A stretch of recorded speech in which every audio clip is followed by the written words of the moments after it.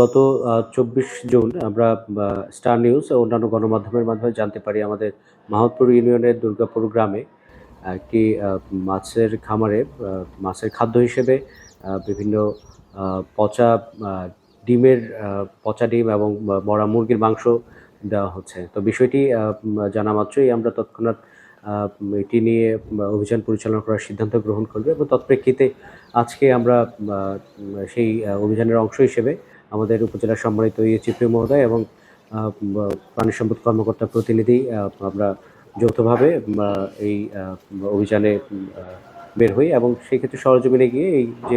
অভিযোগের সত্যতা পাই। সেই আলোকে আমাদের মৎস্য খাদ্য এবং পশুখাদ্য আইন ২০১০ এর আওতায় এটি আমলযোগ্য অপরাধ হিসেবে আমরা বিবেচনায় নিয়ে এটি যে অপরাধী তাকে আমরা ৳৪০,০০০ জরিমানা করি এবং অনাদায়ে ১ বছরের বিনাশ্রম কারাদণ্ড প্রদান করি এবং ভবিষ্যতে এই ধরনের কার্যক্রম সে পরিচালনা করবে না এই মর্মে একটি মুচলেকা আমরা গ্রহণ করি।